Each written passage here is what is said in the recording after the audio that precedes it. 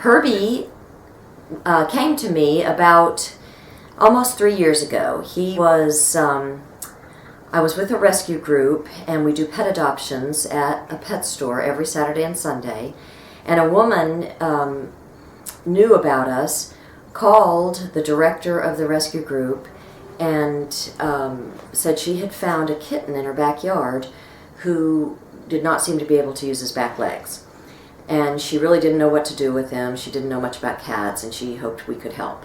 So we asked her to bring him to the pet store, and she brought this little 6-week-old kitten with this bright little face and these little shining eyes, and sure enough, no use of his legs. So we of course took him, and the next morning took him to our vet. They did x-rays and determined that he had been shot and had a pellet in his spine, lodged in his spine, and that it had completely severed his spinal cord. So he had no mobility or feeling from basically his hips down. And also, as a consequence, is completely incontinent.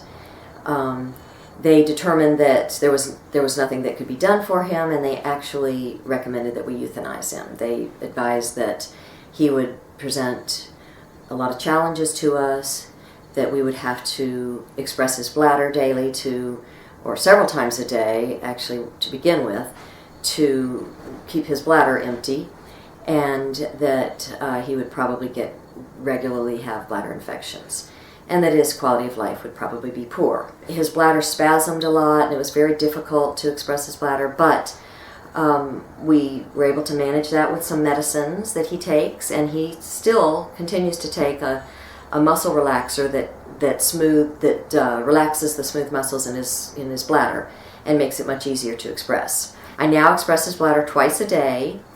He climbs stairs that are carpeted, and he climbs furniture, and he's able to get up on chairs and just pretty much get where he wants. He climbs high cat trees, and that's kind of how he spends his days.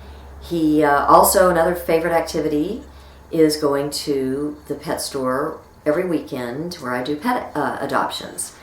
I do rescue for kitties in need, and every Saturday and Sunday go to a pet store to try to get the kitties adopted. Herbie went for several months in hopes of finding somebody to adopt him, and became pretty popular. He has quite a following. There are several people who have known Herbie since he was a kitten and come to the store to see him regularly. He likes to go and try to catch crickets from the little bin where the crickets are, and he mostly just likes to kind of walk around.